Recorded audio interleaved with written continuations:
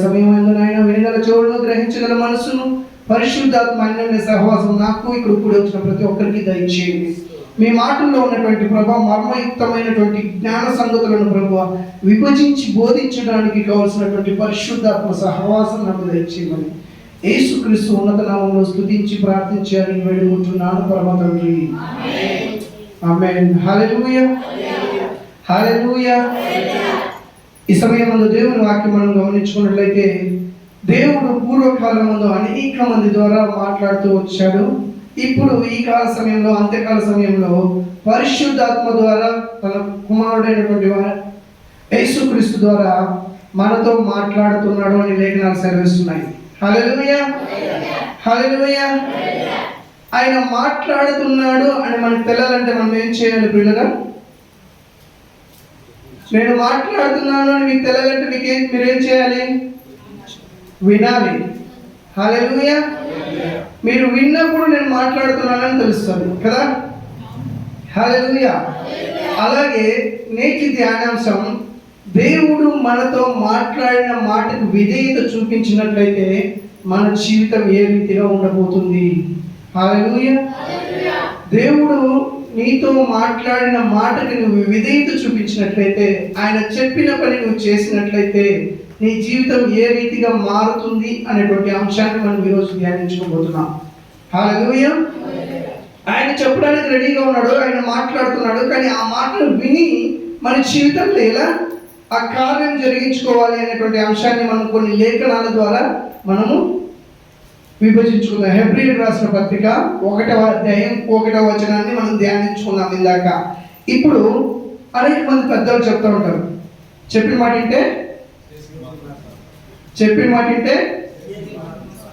తెలీదా సామెత ఎవరికి? హల్లెలూయా. చెప్పిన మాట వింటే చేసిన మాత్రం చాలు అని పెద్దలు చెప్తూ ఉంటారు. ఈరోజు చెప్పిన మాట వింటే చేసిన మాత్రం చాలు అనే టైటిల్ ప్రకారమే మనము ముందుకు వెళ్దాం. ఇక్కడ ప్రభు అయిన యేసుక్రీస్తు ఈ లోకంలో జీవిస్తున్న సందర్భంలో కొన్ని మాటలు నమ్మశక్యం కాకుండా, అది చేస్తే ఏమైనా జరుగుతుందా అనే రీతిగా ఉండే రీతిగా ఆయన కొన్ని మాటలు మాట్లాడడం జరిగింది. దాంతో మొదటిగా యోహాను సువార్త 2వ అధ్యాయం 7వ వచనం చూద్దాం.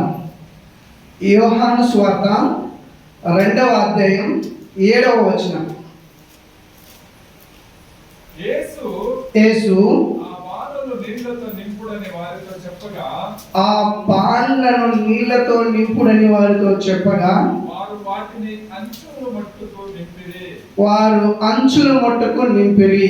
చాలండి. హల్లెలూయా. ఇక్కడ లేఖన సందర్భాన్ని మనం గమనించుకున్నట్లయితే, ప్రభు అయిన యేసుక్రీస్తు ఒక కళ్యాణానికి పెళ్లికి వెళ్తాడు. ఆ పెళ్లిలో ద్రాక్ష రసం ఖాళీ అయిపోతుంది. ఇంకా తాగవలసిన వారు అనేక మంది ఉంటారు. ఆ సమయంలో తల్లి అయినటువంటి మరియా యేసు ప్రభుని, మీరు ఆయన దగ్గరికి వెళ్ళి ఆలోచన అడగండి అని చెప్పి ఆయన శిష్యులకు చెప్పినప్పుడు యేసు ప్రభు ఆమె తల్లికి కొంచెం మాటలు చెప్తాడు, నాకు ఇంకా సమయం రాలేదు, నన్ను ఎందుకు తొందరపడుతున్నావు అని. అలా చెప్పిన తర్వాత అక్కడ ఉన్నటువంటి వారితో చెప్తూ ఏమని చెప్తున్నాడంటే, కుండలు ఖాళీగా ఉన్నాయి కదా, ఆ ఖాళీ కుండల్ని నీటితో నింపండి అని చెప్తున్నాడు. ఏంటితో నింపాలి పిల్లరా? నీటితో నింపమంటున్నాడు. ఇక్కడ మనకు కావాల్సింది ఏంటి?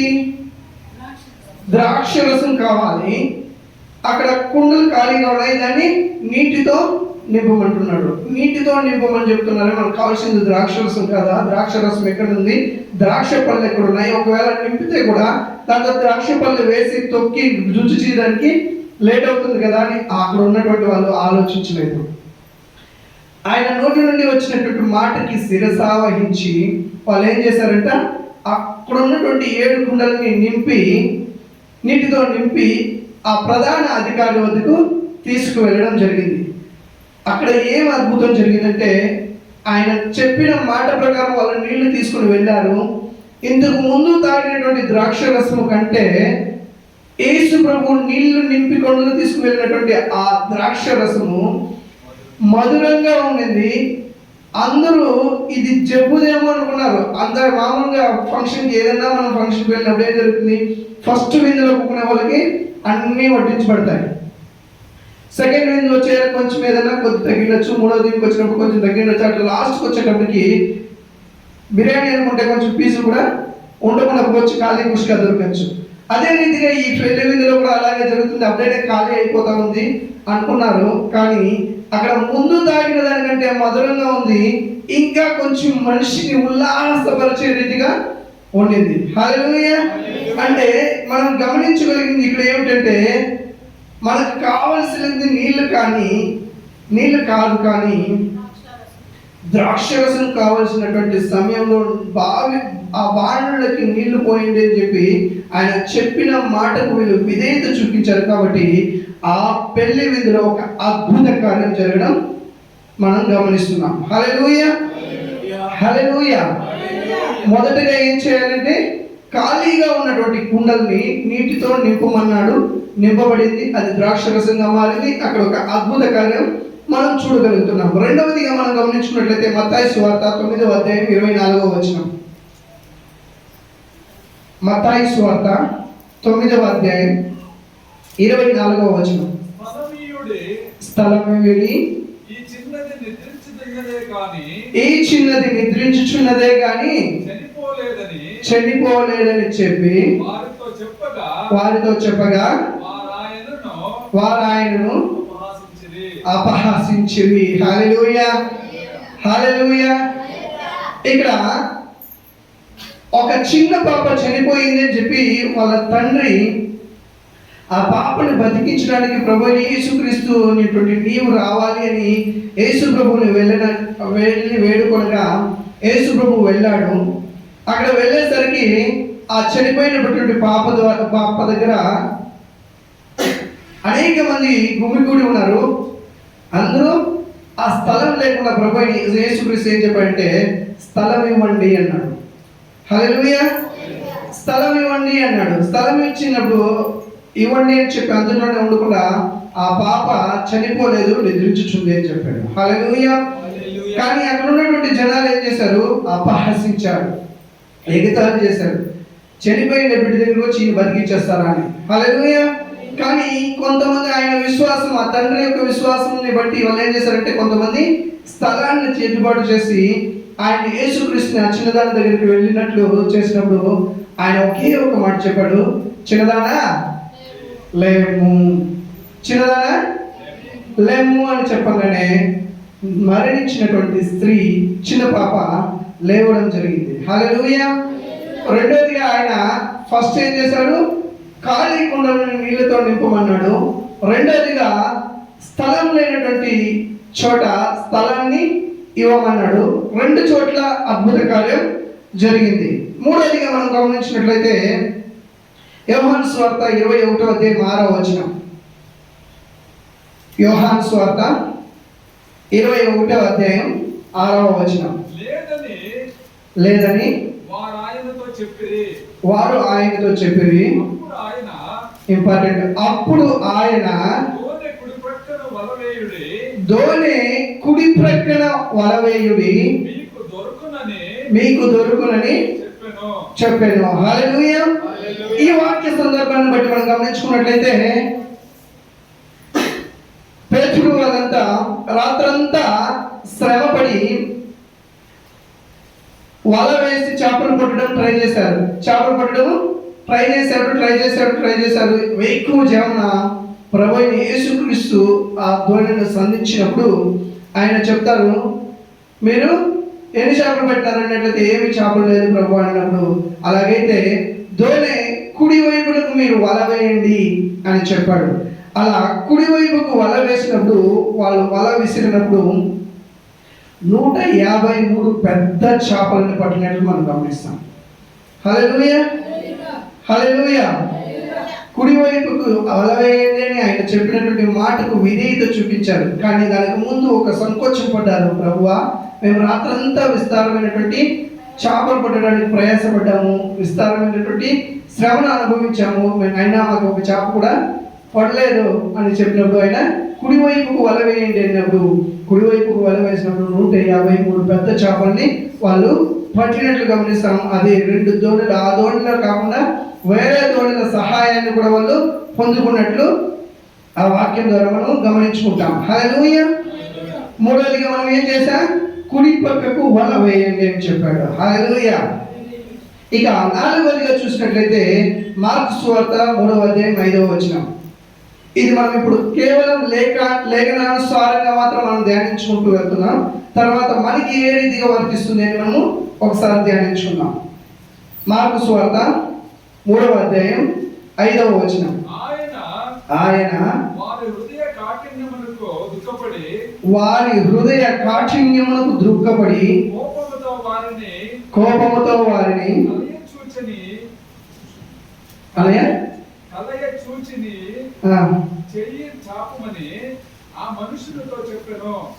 చెయ్యి చాపమని ఆ మనుషునితో చెప్పెను. హల్లెలూయా. కలయ చూచి నీ చెయ్యి చాపమని ఆ మనుషునితో చెప్పాను. హల్లెలూయా. ఇక్కడ ఏమిటంటే ఈ సందర్భం ఏమిటంటే ఊత చెయ్యి అంటారు. ఊచ చెయ్యి అంటారు. అంటే చెయ్యి ఉంటుంది, ఆ చెయ్యికి శక్తి ఉండదు. ఊచకోత అంటారు కదా, అట్లా ఊచ కలిగినటువంటి చెయ్యి. ఈ చెయ్యి ఎట్లుంటుందంటే కింద పడితే కిందే ఉంటుంది, పైకి పడితే పైన ఉంటుంది. దానికి ఏమాత్రం బలము శక్తి ఉండదు. ఈ బలము శక్తి లేనటువంటి ఊచ చెయ్యిని దేవుడు ఏం చెప్తున్నాడు? ప్రభువైన యేసుక్రీస్తు ఏం చెప్తున్నాడంటే నీ చెయ్యి చాచమని చెప్తున్నాడు. హల్లెలూయా. హల్లెలూయా. సింపుల్ గా మనకి అర్థమయ్యేటువంటి భాషలో చెప్పుకున్నట్లయితే సచ్చిపడిపోయిండే చెయ్యి, అదేమంటారు, పక్షవాతం వచ్చినటువంటి చెయ్యి. ఎలా ఏ స్థితిలో ఉంటుంది? యాడేసిన గొంగిలి ఆడేట్లా ఎక్కడేసిన చెయ్యి అక్కడే ఉంటుంది, ఎక్కడేసిన కాలు అక్కడే ఉంటుంది. అటువంటి చెయ్యిని చాచు అంటున్నాడు. సాధ్యమా ప్రియులారా? ఆల్రెడీ చచ్చిపోయేటటువంటి చెయ్యి, ఇది చెయ్యి ఏమాత్రము పని చేయకుండా ఉన్నటువంటి చేతిని చాచు అని దేవుడు చెప్తున్నట్లయితే మనం గమనించుకున్నట్లయితే ఆ చెయ్యి ఎలాంటిది అన్నట్లయితే కొంతమందికి ఎక్స్ట్రా ఫింగర్ ఉంటుంది, చూసారా? ఆ ఫింగర్ కి బోన్ ఉండదు, కాకపోతే స్కిన్ మాత్రం ఉంటుంది. స్కిన్ ఉంటుంది, అది ఇట్లు పెడితే కిందకు ఉంటుంది, ఇట్లు పెడితే పైకి పోతుంది, ఎట్లు పెడితే అట్లయిపోతుంది. అట్లే ఊచ చెయ్యి అనేది కూడా ఎందుకు దానికి స్ట్రెంత్ ఉండదు, గ్రిప్ ఉండదు, దానికి బలం ఉండదు. అటువంటి చెయ్యిని చాచు అంటున్నాడు.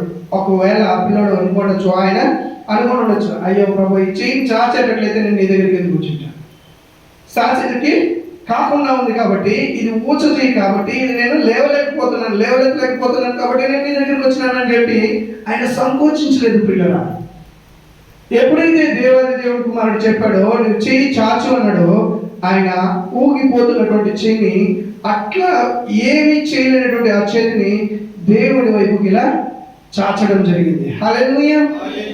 చాపం అన్నటువంటి చేతిని చాచడం ద్వారా దేవుని ఉన్నతమైనటువంటి కృప ఆయన్ని ఆవరించుకునింది. దేవుని అద్భుత శక్తి ఆయన్ని ఆవరించుకోవడం వల్ల ఊచతో ఉన్నటువంటి చెయ్యి ఆ రోజే స్ట్రాంగ్ గా నిలబడడం జరిగింది. ఆ చెయ్యి పని చేయడము అక్కడ జరిగింది. ఐదవదిగా మనం గమనించినట్లయితే యోహాను సువార్త 11వ అధ్యాయం 39వ వచనం. యోహాను సువార్త యేసు రాయి తీసివేయడని చెప్పగా చనిపోయిన వాని సహోదరి అయిన మార్త, ప్రభువా అతడు చనిపోయి 4 దినములైనది కనుక ఇప్పటికి వాసన కొట్టుకొని ఆయనతో చెప్పాను. హల్లెలూయా. హల్లెలూయా. హల్లెలూయా. నేను బ్రతికే ఉన్నాను అని ఒకసారి హల్లెలూయా. నేను ఇక్కడే ఉన్నాను అని ఒకసారి హల్లెలూయా. నేను ఎక్కడో ఉన్నాను అని ఒకసారి హల్లెలూయా. హల్లెలూయా. దయచేసి ఇక్కడే ఉండండి. ఇక్కడ ఏం జరుగుతున్నట్లయితే లాజరు అనేటువంటి వ్యక్తి చనిపోయి సమాధిలో పాతపెట్టి 4 రోజులైంది. 4 రోజులైనటువంటి ఆ సమాధి రాయిని యేసుక్రీస్తు అక్కడ సమాధి దగ్గరికి రావడానికి 4 రోజుల సమయం పట్టింది. ఆ వెళ్ళి సమాధి దగ్గరికి వెళ్ళిన వెంటనే ఏం చెప్తున్నాడు అన్నట్లయితే సమాధికి పెట్టినటువంటి ఆ రాయిని తీయండి అని చెప్తున్నాడు. కానీ వాళ్ళ అక్క సంకోచిస్తుంది. ఆమె అంతకు ముందు 2 వచనాలు చూసినట్లయితే అయ్యో ప్రభువా నీవు గిన ఇక్కడ ఉన్నట్లయితే నా తమ్ముడు మరణించి ఉండడు. అప్పుడు విశ్వాసం కనబడుతుంది ఆమెకి. అంటే దేవుడు ఇక్కడ, యేసు ప్రభు ఇక్కడ ఉంటే నా తమ్ముడు చనిపోయి ఉండేవాడు కాడు అని విశ్వసిస్తుంది. అదే దైవ కుమారుడు వచ్చి ఆ రాయికి నేను తమ్ముడిని బతికిస్తానంటే విశ్వాసం లేక మాట్లాడుతుంది. హల్లెలూయా. ఇక్కడ ఆ చెప్పినటువంటి ఆ రాయిని తీయడానికి ఆ సహోదరి ఒప్పుకోకపోయినా మిగతా వాళ్ళు తీశారు. చనిపోతున్నటువంటి పేద వస్త్రాలతో కట్టివేయబడినటువంటి లాజరుని, అంటే చనిపోయినటువంటి వ్యక్తులకి ఏం చేస్తారు? బట్ట చుట్టేసి కాళ్ళు చేతులు కదలకుండా బట్టలు వెళ్ళకేసి కట్టలు కడతారు. ఏమి ఆయన షెడ్ చేయడానికి ఆస్కారం లేకుండా కట్టి పెట్టింటారు. అట్లా పేద వస్త్రాల్లో కట్టి సమాధి లోపల పెట్టి రాయి మూసినటువంటి ఆ సమాధిని, రాయిని తీయగానే ఆయన ఒక ఆజ్ఞ ఇస్తున్నాడు, లాజరు లేచి రా. హల్లెలూయా. లాజరు లేచి రా అన్న వెంటనే ఏం చేశాడు ప్రియులారా? లాజరు ఆ పేద వస్త్రములు తొలగిపోయి లేచి ఆయన రావడం అనేది గమనిస్తాం. హల్లెలూయా. హల్లెలూయా. ఐదవది ఏం జరిగిందంటే రాయిని తీయమన్నాడు. ఆ రాయిని తీయగానే ఆయన చనిపోయినటువంటి వ్యక్తి మరణాన్ని జయించి లేచి రావడం మనం గమనిస్తాం. హల్లెలూయా. ఆరోదిగా మనం గమనించినట్లయితే మార్కు సువార్త 1:17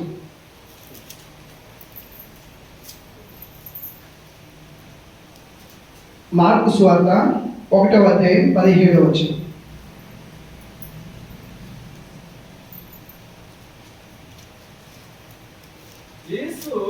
యేసు నా వెంబడి రండి,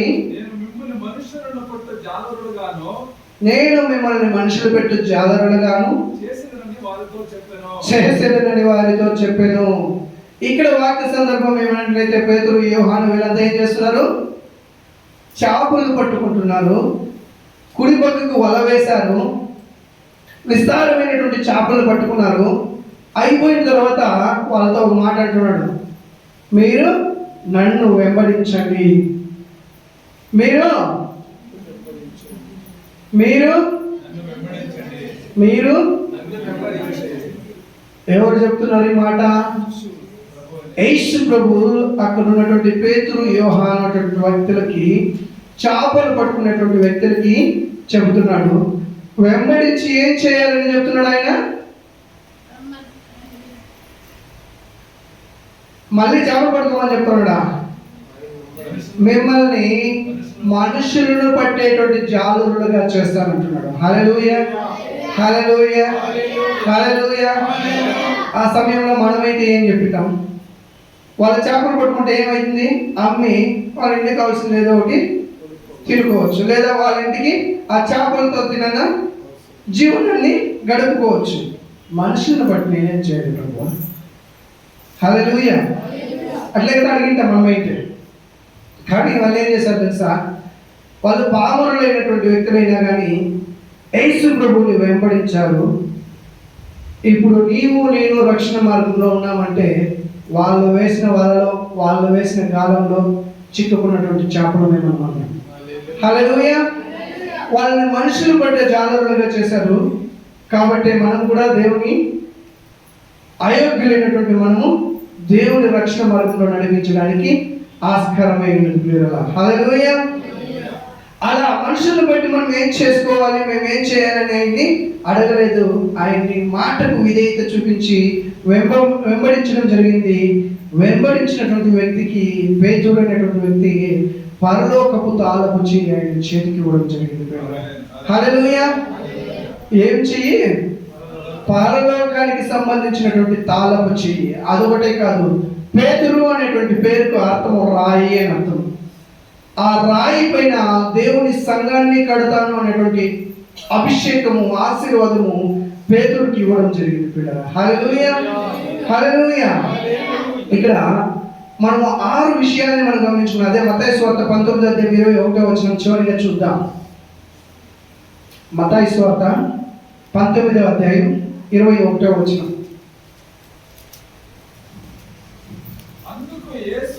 అందుకు యేసు నీవు పరిపూర్ణుడగు అగువరకు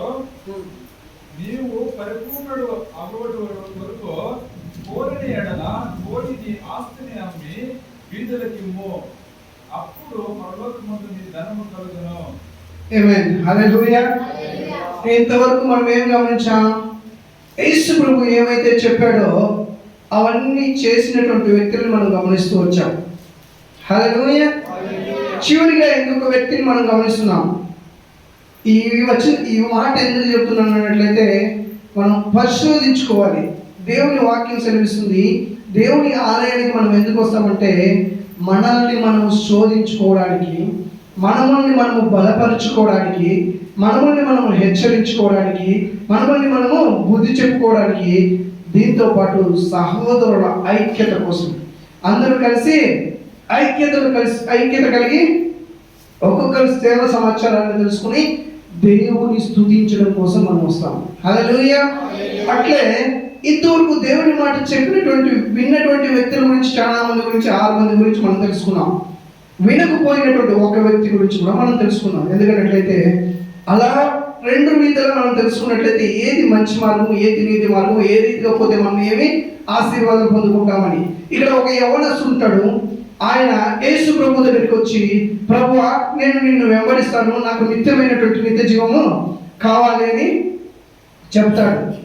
హల్లెలూయా, హల్లెలూయా, హల్లెలూయా. నిత్య జీవం నాకు కావాలి అని యేసు ప్రభువుని అడిగినప్పుడు ఆయన ఏం చెప్తాడంటే కొన్ని ఆజ్ఞలు చెప్పి నీవు ఇలా జీవించు అన్నప్పుడు, పాపం చేయదు, దానం చేయి అలా చెప్పినప్పుడు, ప్రభువా నేను పుట్టినప్పటి నుండి ఇంతవరకు నేను ఏ పాపము చేయలేదు అని చెప్తాడు. అలాగైతే నాకు నిత్యరాజ్యం దొరుకుతుందా అని అడిగినప్పుడు, నీకున్నటువంటి ఆస్తినంతా అమ్మి బీదలకు ఇచ్చి నన్ను వెంబడించమంటాడు. హల్లెలూయా. పైన గమనించినటువంటి 6 మందిలోనూ 6 స్థలాల్లోనూ ఆయన చెప్పిన 6 మాటల్ని అక్కడ అంగీకరించడం జరిగింది. కాబట్టి ఆయన ఒక అద్భుత కార్యాన్ని వాళ్ళు రుచి చూడగలిగారు. కానీ ఇక్కడ 7వదిగా మనం గమనిస్తున్నటువంటి యవనస్తుడు మిక్కిలి ఆస్తి పైన ప్రేమ కలిగినటువంటి వ్యక్తి కాబట్టి ఆస్తిని అమ్మి ఆయన్ని వెంబడించడానికి ఇష్టపడలేదు. ఆయన నిత్య రాజ్యాన్ని పొందుకోలేకపోయాడు. హల్లెలూయా, హల్లెలూయా. ఇంతవరకు మనము దేవుని వాక్యం ద్వారా మనం గమనించుకున్నాం. వాక్యాన్ని విభజించి ధ్యానించుకున్నాం. మనకు అర్థమయ్యే రీతిగా మనము ధ్యానించుకున్నాం. ఇప్పుడు అర్థమైనటువంటి వాక్యం నా జీవితాల్లో దేవుడు ఏమి ఆశిస్తున్నాడు. హల్లెలూయా. ఇందాక ఈ మాట్లాడినటువంటి 7 స్థలాలను బట్టి, 7 సందర్భాలను బట్టి, 7 వ్యక్తులను బట్టి దేవుని వాక్యంలో ఏముంది, ఆ వాక్యంలో మనం ఏమి నేర్చుకున్నాము అనేది లేఖనాల్ని విభజించి బోధించడం జరిగింది. ఇప్పుడు ఈ లేఖనాల ద్వారా నీవు ఏమి గ్రహించాలి అనేటువంటి అంశాన్ని చూసుకోవాలి. మొదటిది, ఖాళీగా ఉన్నటువంటి కుండలని వేటితో నింపమన్నాడు? నీటితో నింపమన్నాడు. హల్లెలూయా. నీరు దేనికి సాదృశ్యం ప్రియులరా?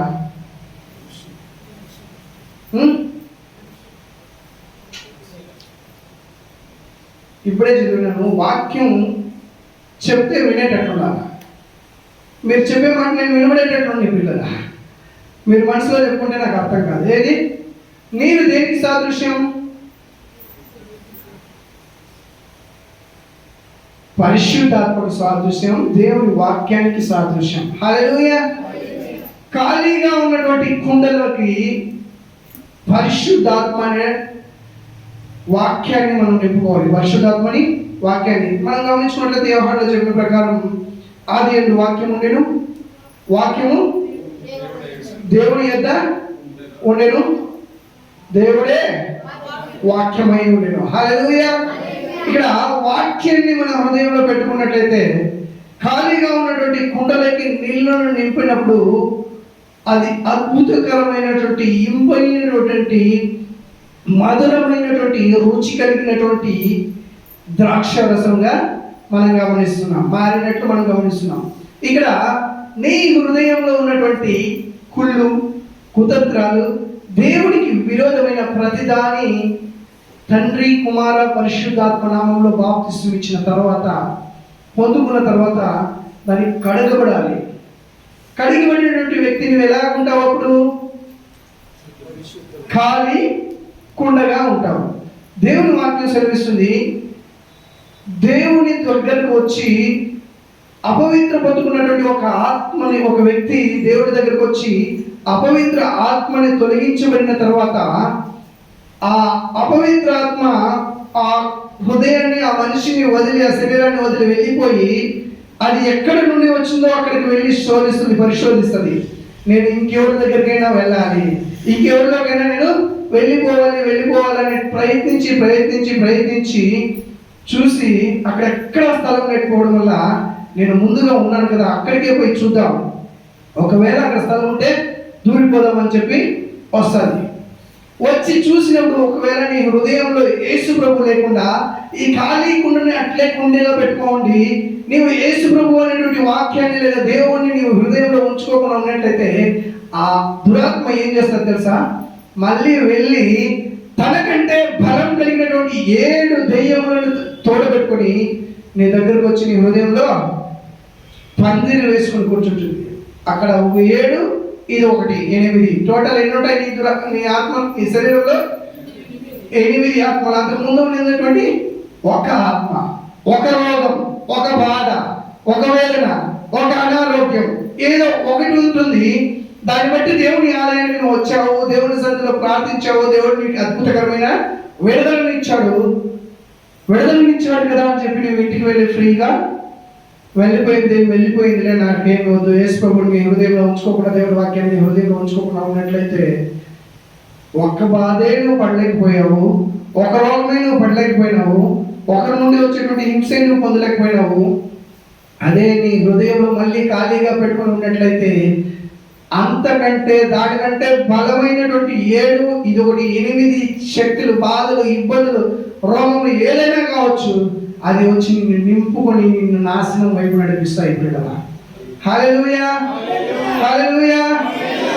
నీ హృదయంలో ఇంతవరకు దేవుని వాక్యానికి చోటు ఇచ్చి ఉండాలి. అలా ఇవ్వకుండా పోయినట్లయితే అపవిత్రాత్మ నీలో ఉన్నటువంటి చిన్న బాధని అనేకమైనటువంటి బాధలుగా మార్చిపడేస్తుంది.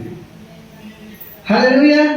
కాబట్టి ఇంతవరకు నీ హృదయంలో ఒకవేళ దేవునికి విరోధమైనటువంటి కార్యాలు ఉన్నట్లయితే ఈ సమయం ముందు దేవుడు మాట్లాడుతున్నాడు, నీలో ఉన్నటువంటి హృదయాన్ని నాకు ఇవ్వు, నీలో ఉన్నటువంటి ప్రతి విధమైన అవిధేయతను, దేవునికి విరోధమైన కార్యాన్ని ఖాళీ చేసి పరిశుద్ధ ఆత్మ అనేటువంటి వాక్యాన్ని నీ హృదయంలో నింపుకోము అని దేవుడు మాట్లాడుతున్నాడు. హల్లెలూయా. మొదటగా చెప్పినటువంటి మాట ఏంటి? ఖాళీ కుండలను నీటితో నింపండి అని. హల్లెలూయా. ఇక్కడ వచ్చినటువంటి మనుషుల్లో, ఇప్పుడు కూడా వచ్చినటువంటి ప్రతి ప్రియమైన వారిలో ఎవరైతే హృదయంలో యేసు ప్రభువును నింపుకోకుండా ఉన్నారో దయచేసి ఒకసారి పరిశోధించండి. దేవుడు ఈ సమయంలో నీతోనే మాట్లాడుతున్నాడు. నీ హృదయాన్ని యేసు ప్రభువుకి పరిపూర్ణంగా సమర్పించు. లేదన్నట్లయితే అపవాది, నీ నుండి వెళ్ళిపోయినటువంటి అపవాది బలమైనటువంటి సైన్యంగా నీలో మళ్ళీ చేరి యేసు ప్రభువుకి స్థలం కాదు కదా, నీవే ఈ లోకంలో లేకుండా అపవాదికి దగ్గరగా చేసుకుని వెళ్ళిపోతాడు. హల్లెలూయా, హల్లెలూయా. రెండవదిగా స్థలం ఇవ్వండి అంటున్నాడు. ప్రియులారా, ఇక్కడ ఆయనని మన జీవితాలకి రావడానికి, ఆ చనిపోయినటువంటి పాప దగ్గరికి రావడానికి ఆయనకి స్థలం లేకపోయింది. సో ఆ స్థలాన్ని ఇవ్వండి అని అడుగుతున్నాడు. హల్లెలూయా. మనం మొదటిగా గమనించుకున్న ప్రకారం దేవుడు నీకు నీ హృదయంలో కార్యం జరిగించాలనుకుంటున్నాడు, నీ కుటుంబంలో అద్భుతం జరిగించాలనుకుంటున్నాడు, నిన్ను పరలోక రాజ్యానికి తీసుకువెళ్ళాలని అనుకుంటున్నాడు. ఆయనకి లేనిదల్లా ఏం తెలుసా? నీవు ఆయనకి చోటు ఇవ్వకుండా ఈ లోకానుసారమైనటువంటి వాటి కోసం, నీకున్నటువంటి ప్రియమైన భార్య కోసం, లేకుంటే ప్రియమైన భర్త కోసం, ప్రియమైన పిల్లల కోసం, లేదా ఏదో ఒక విధమైనటువంటి డబ్బు కోసమో, ఆస్తి కోసమో, అంతస్తు కోసమో నీవు స్థలం ఇస్తున్నావు. కానీ నీ హృదయంలో, నీ కుటుంబంలో దేవుడు అడుగుతున్నాడు, ప్రియమైనటువంటి నా ప్రియ కుమార్తె, కుమారుడా, దయచేసి నాకు స్థలం ఇవ్వండి. నా స్థలాన్ని ఇచ్చినట్లయితే మరణించినటువంటి నీ జీవితాన్ని పునరుద్ధరిస్తాను, నిత్య జీవం వైపు నడిపిస్తాను, నరకానికి వెళ్ళవలసినటువంటి నిన్ను పరలోక రాజ్యం వైపు నిన్ను నడిపించుకుంటూ వెళ్తాను అని దేవుడు ఈ సమయమందు ఆయనకి నీ హృదయంలో స్థలం ఇవ్వమంటున్నాడు, నీ మనసులో స్థలం ఇవ్వమంటున్నాడు. నీ శరీరంలో ఆయనకి స్థలం ఇవ్వమంటున్నాడు, నీ కుటుంబంలో ఆయనకి స్థలం ఇవ్వమంటున్నాడు. వీళ్ళ దయచేసి నువ్వు ఆ స్థలాన్ని వేరే ఎవరికైనా ఇచ్చినట్లయితే దయచేసి ఆ స్థలాన్ని దేవుడికి ఇవ్వడానికి ప్రయత్నించండి. చనిపోతున్నటువంటి నరకానికి వెళ్తున్నటువంటి నీ జీవితాన్ని నిత్య జీవం వైపు నడిపించడానికి ఆయనకు మాత్రమే అధికారం ఉంది, ఆయనకు మాత్రమే శక్తి ఉన్నది ప్రియులారా. హల్లెలూయా, హల్లెలూయా. ఇక మూడోదిగా మనం గమనించినట్లయితే చేపలు పట్టేటప్పుడు రాత్రంతా శ్రమపడి ఒక్క చేప కూడా పట్టలేనటువంటి స్థితిలో ఉన్నటువంటి పేతురు యోహాను దగ్గర ఆయన కుడి వైపుకు వల వేయమన్నాడు. హల్లెలూయా, కుడి వైపుకు వల వేయమన్నాడు. విస్తారమైనటువంటి చేపలను పట్టడం జరిగింది. హల్లెలూయా, హల్లెలూయా. దేవుని వాక్యం సెలవిస్తుంది, నీవు కుడి వైపుకు కానీ ఎడమ వైపుకు కానీ నడవకుండా దేవుని వైపు, దేవుని వాక్యం వైపు నడిచినట్లయితే దేవుని ఉన్నతమైనటువంటి దీవెనలు, దేవుని కృప, విస్తారమైనటువంటి ఆశీర్వాదం నీవు పొందుకోవడానికి ఆస్కారం ఉంటుంది. హల్లెలూయా, హల్లెలూయా. కుడి వైపు నీవు జీవితాన్ని నడిపించుకుంటూ వెళ్ళినట్లయితే దేవుని శక్తి, దేవుని ఆశీర్వాదం, దేవుని అభిషేకంతో పాటు ఆయన ఇచ్చేటువంటి విస్తారమైనటువంటి దీవెనలు నువ్వు పొందుకోవడం జరుగుతుంది పిల్లరా. హల్లెలూయా, హల్లెలూయా. ఇక నాలుగోదిగా మనం చూసినట్లయితే చేయి, ఊచకోత కలిగినటువంటి చేయి, ఎందుకు పని చేయలేనటువంటి ఆ చేతిని దేవుడు నీవు చాచు అన్నాడు. నా చేతిలో ఏమి లేదు ప్రభు, శక్తి లేదు ప్రభు, బలం లేదు ప్రభు, నేను ఎలా చాచగలను అని చెప్పి ఆయన ఆలోచించకుండా ఆ ఊచ చేతిని ప్రయత్నించాడు చాచడానికి. దేవుడి శక్తి ఆ చేతి పైన దిగడం వల్ల ఆ చేయి అద్భుతకరంగా పనిచేయడం ప్రారంభించింది పిల్లరా. హల్లెలూయా, హల్లెలూయా. దయచేసి ఈ సమయంలో నువ్వు కూడా ఒకసారి గమనించు, నీ చెయ్యి ఎప్పటికీ కుర్చీలో పెట్టుకోవద్దు. నీ చెయ్యి ధారాళంగా ఇచ్చేటువంటి చేతిగా మార్చు. ధారాళంగా దేవుని సేవను పరిచర్య చేసే రీతిగా నీ చేతిని మార్చు. దేవుని సేవ చేస్తున్నటువంటి సేవకులు నీ చేతిని సహాయహస్తంగా అర్పించు. అప్పుడు ఏం జరుగుతుందో తెలుసా, పని చేయలేనటువంటి నీ చేయి దేవుని శక్తిని పొందుకొని అది అద్భుతకరమైనటువంటి చేతిగా, శక్తిని పొందుకున్నటువంటి చేతిగా, గాలికి కొట్టుకొని పోయేటువంటి చెయ్యి ఉన్నటువంటి చెయ్యి స్థిరంగా నిలబడేటువంటి చేతిగా దేవుడు మార్చడానికి సిద్ధంగా ఉన్నాడు పిల్లరా. హల్లెలూయా. కాబట్టి దేవుడు నీ చెయ్యిని చాపమంటున్నాడు పిల్లరా. దయచేసి ఒకసారి ఆలోచించండి. ఎప్పటికీ కుర్చీ చేతులతో పెట్టుకొని ఉండద్దు. ఆ చెయ్యి ఇలాగే పెట్టుకున్నట్లయితే ఆ చెయ్యి ఎందుకు పనికి రాకుండా జోము పట్టి ఏమైతుంది, నరాలంతా బిగించుకుని ఆ చెయ్యి అలాగే ఊచి చెయ్యిగా మారిపోతుంది. ఎప్పుడైతే ఆ చేతిని ఆడించడం చేస్తావో, ఆ చేతిని ఉపయోగించడం చేస్తావో, ఆ ఉపయోగించిన చెయ్యి మాత్రమే మళ్ళీ జీవితంలో ఉపయోగపడడానికి ఆస్కారం ఉంటుంది. ఆ చేతిని నువ్వు అదే బిగిపెట్టుకుని ఉన్నట్లయితే, నీ మనిషిని నువ్వు బిగిపెట్టుకుని ఉన్నట్లయితే, ఒకరిపైన కక్షతోనో లేదంటే ఒకరివైపు ఒకరిని ద్వేషంతోనో లేదంటే ఒకరిని ప్రేమించలేనటువంటి స్థితిలోనో లేదంటే ఒకరికి సహాయం చేయలేనటువంటి స్థితిలో నీకు ఉన్నటువంటి అన్ని ఆశీర్వాదాలు ఉన్నాయి. సంతోషంగా నీవు ఉండొచ్చు, కానీ నీకున్నటువంటి ఆశీర్వాదాన్ని ఇంకొకరికి తెలియజెప్పడానికి, ఇంకొకరి నోట్లో వేయడానికి, ఇంకొకరి చెవుల్లో వేయడానికి, ఇంకొకరి దేవుని రక్షణ వైపు నడిపించడానికి నువ్వు ప్రయాసపడాలి. హల్లెలూయా. అందుకే దేవుడు నిన్ను ఏర్పాటు చేసుకున్నాడు. నరకానికి పాత్రుడైనటువంటి నిన్ని, పనికి రానటువంటి చెరిగా ఉన్నటువంటి నిన్ని పనికొచ్చే పాత్రగా మార్చి దేవుని శక్తిని, ఆత్మను, అభిషేకాన్ని, దేవుని వాక్యాన్ని నీ హృదయంలో పెట్టి నిలబెట్టి దేవుని ఆలయానికి ఈరోజు నిన్ను నడిపించి ఉన్నాడు. దయచేసి గమనించండి, నీవు పొందుకున్నటువంటి రక్షణ అనేక మందికి అందించడానికి ప్రయాసపడాలి. హల్లెలూయా, హల్లెలూయా. ఇక ఐదవదిగా మనం గమనించినట్లయితే ఆ రాయిని తీయండి అన్నారు. హల్లెలూయా, హల్లెలూయా. ఆ రాయిని తీయండి అన్నాడు. ఎందుకోసం? మరణించి 4 రోజులైనటువంటి లాజరుని లేపడం కోసం, బ్రతికించడం కోసం. హల్లెలూయా. ఆ రాయిని తీసేకి పెద్ద కష్టమా ప్రభుకి? చనిపోయినటువంటి వ్యక్తినే లేపగలుగుతున్నాడు. అక్కడ ఉన్నటువంటి రాయిని, రాయి పక్కకు పోతే పోదా? ఎందుకు చెప్తున్నాడు? మనం ప్రతి ఒక్కటి అంతే పిల్లరా. మనం గమనించుకున్నటువంటి 5, 6 కూడా అసాధ్యమేమీ కాదు ప్రభువుకి. సింపుల్. నీళ్ళని ద్రాక్షరసంగా మార్చినటువంటి వ్యక్తి ఖాళీ కుండను నింపే కాదా? హల్లెలూయా. నీటిని ద్రాక్షరసంగా మార్చినటువంటి దేవాది దేవుడికి ఖాళీగా ఉన్నటువంటి కుండని ఆయన నింపే కాదా? అవుతారు కదా. అక్కడ స్థలం లేకుండా ఉన్నటువంటి వ్యక్తిని, మరణించిన వీటిని లేపేదానికి వచ్చినటువంటి వ్యక్తి అక్కడ స్థలం చేసుకునేదానికి కాదా? దూడుకుంటా ముందుకు పోలేడా? లేదా అక్కడికే వెళ్ళి ప్రత్యక్షం కాలేడా? అక్కడికే పోయి దేవుడు రక్షించాలా? ఇంకొక మాట లే అంటే లేదా పాప? హల్లెలూయా. ఒకసారి ఆలోచించండి. ఇక్కడి ఇంకనే దూరంగా ఉన్నటువంటి పాపని చిన్నదైనా లే అని చెప్పిండొచ్చు, కానీ ఎందుకు ఎక్కడ స్థలం ఇవ్వమన్నాడు? కుడి పక్కకి ఎందుకు వల వేయమన్నాడు? రాత్రంతా మేము కష్టపడినాం, పట్టలేకపోయినాం ప్రభు అన్నప్పుడు వల వేయకుండానే నువ్వు కుడి పక్క వేయండి, ఎక్కడన్నా ఈ రాత్రంతా కష్టపడినావు కదా, ఏ చేపలన్నీ వచ్చేయండి వచ్చి వల్ల పడిపోయినా అని చెప్పచ్చు కదా, చెప్పిండొచ్చా లేదా? చెయ్యి చాచోళ్ళని చెప్పాలండి. ఆ చెయ్యి ఎత్తే కాదు, ఆయన చెయ్యిని ముట్టుకొని గుడ్డలకి ఖండించినట్లు చెయ్యిని ముట్టుకొని చెయ్యి బాగా వేసినామని చెప్పచ్చు కదా. ఎందుకు చెప్పాడు? ఆ రాయిని తీయని ఎందుకు చెప్పాడు? అట్లా చెప్పచ్చు, చేసేయచ్చు కదా. నన్ను వెంబడించండి ఎందుకు చెప్పారు? రాను నన్ను వెంబడించేటట్లు ఆయన చేసుకోవచ్చు కదా. ఇవన్నీ గమనించుకున్నట్లయితే నీవు ఒక కార్యం తలపెట్టి దేవుని మాటకు విధేయత చూపిస్తావా లేదా అనే దానిపైన ఆధారపడి నీకు అద్భుతం జరుగుతుంది. హల్లెలూయా. దేవుడు చెప్పిన మాటను వింటావా లేదా అనే దానికోసం ఈ పరీక్ష. దేవుని మాటను నువ్వు వింటే ఆశీర్వాదం, దేవుని మాట నువ్వు వినలేకపోతే నీ స్థితి. అయ్యగారు అర్థంతో ఉంటాడు, అయ్యో నాకు ఆ వాయిస్ రాలే కరెక్ట్గా. అయ్యగారు అయితే బాగా చెప్తాడు. ఏమని చెప్తాడు? అయ్యో నీ పరిస్థితి ఇప్పుడు కూడా రాలేదు నాకు. హల్లెలూయా.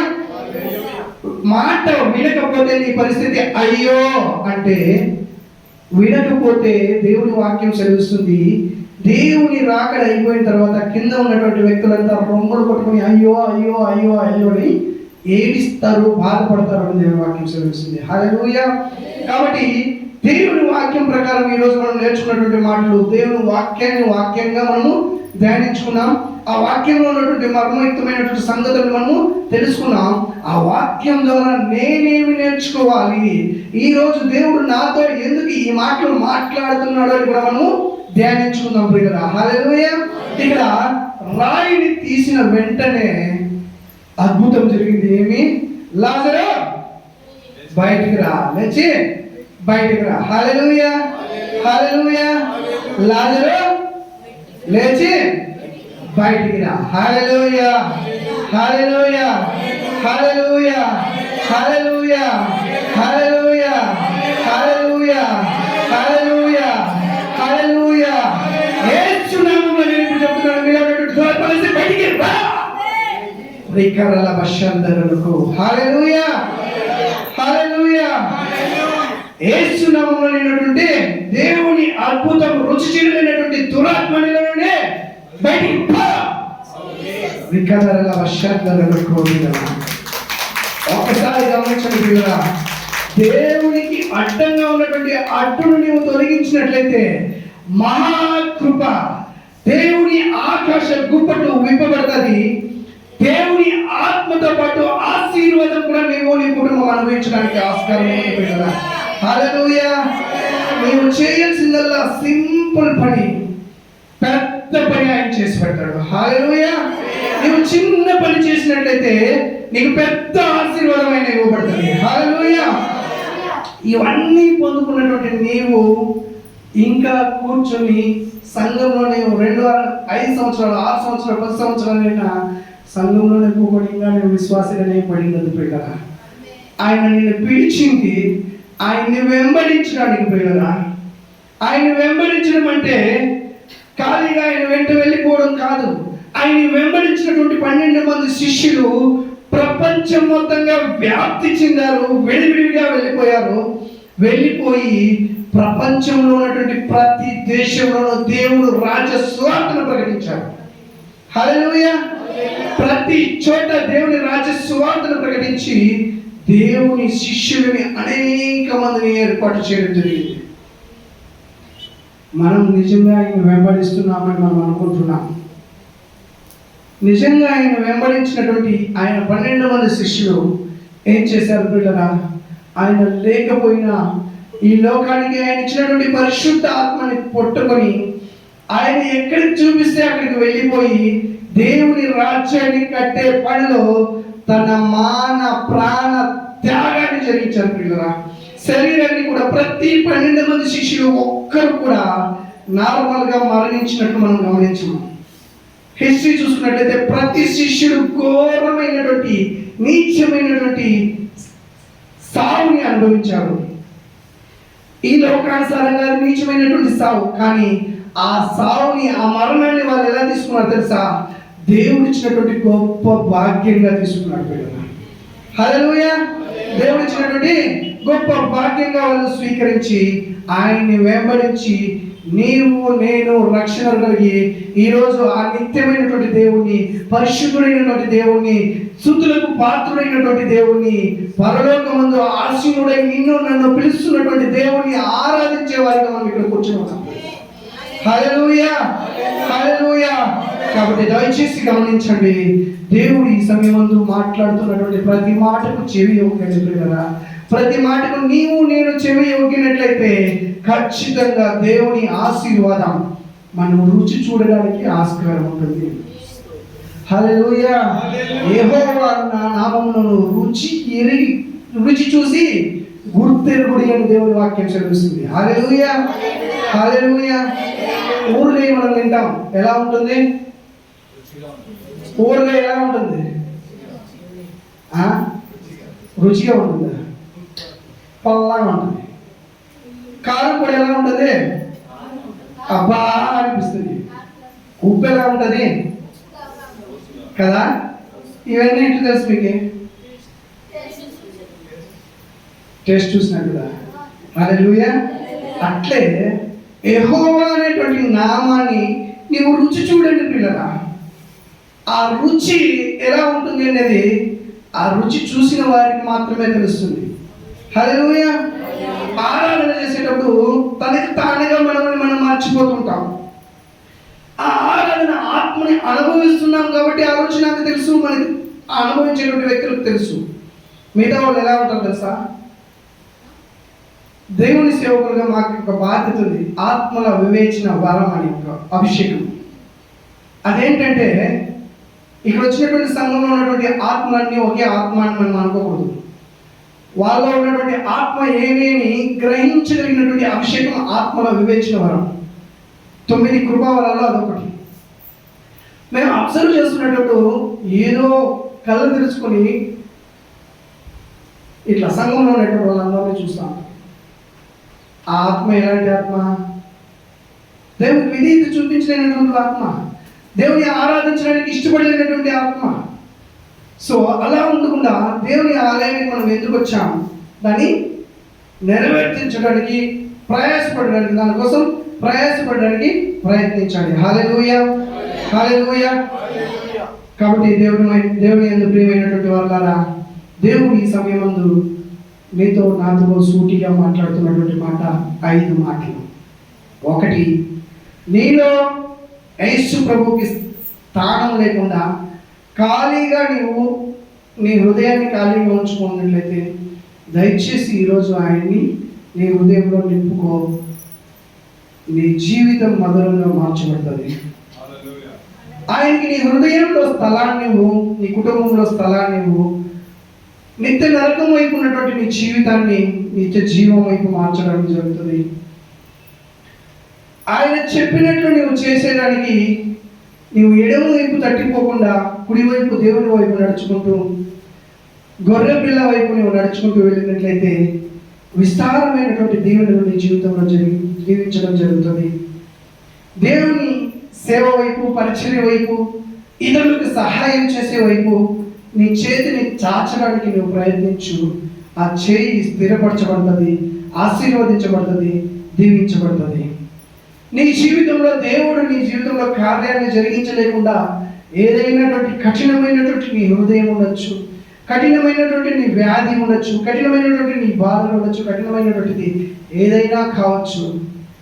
ఆ దాన్ని తీసివేసినట్లయితే దేవుడు నిన్ను ఆయన నిత్య రాజ్యం వైపు తీసుకువెళ్ళడానికి, మరణానికి పాత్రుడైనటువంటి నిన్ను నిత్య జీవం వైపు నడిపించడానికి, నశించిపోయినటువంటి నీ జీవితాన్ని కొత్తదనంతో నింపి ఇంకా అద్భుతకరమైనటువంటి జీవితం జీవించడానికి ఆయన మార్చడానికి నేను ఇష్టపడుతున్నాడు. ఇవన్నీ చేసుకున్నటువంటి నిన్ను ఆయన్ని వెంబడించమంటున్నాడు. అవును ప్రభువా, ఈ సమయంలో నేను మాట్లాడిన ఈ మాటలో నాకు ఏదో ఒకటి నా హృదయాన్ని తాకింది. నేను నిన్ను నింపుకోలేకపోతున్నాను, నీకు స్థలం ఇవ్వలేకపోతున్నాను, లేదా నీతో పాటు నేను చెప్పిన పని కుడివైపు నేను మళ్ళలేకపోతున్నాను, లేదా నేను నా చేతిని చాచలేకపోతున్నాను, నాలో ఉన్నటువంటి రాయి అయినటువంటి ఒక పాపాన్ని కానీ ఒక శాపాన్ని కానీ దాన్ని వదలలేకపోతున్నాను అనేవాళ్ళు ఎవరైనా ఉన్నట్లయితే దయచేసి అలాగే కూర్చోండి. లేదు, నేను ఈ సమయంలో దేవుడు నాతో మాట్లాడాడు, నేను వీటిలో ఉన్నటువంటిది ఏదో ఒకటి నాలో ఉంది, వీటిని నేను విడిచిపెట్టి నన్ను వెంబడించు అన్నటువంటి ఆ మాటకు నేను చెవి ఒప్పుతాననే వాళ్ళు లేచి నిలబడిన పిల్లగా మీ అందరి కోసం నేను ప్రార్థిస్తున్నాను.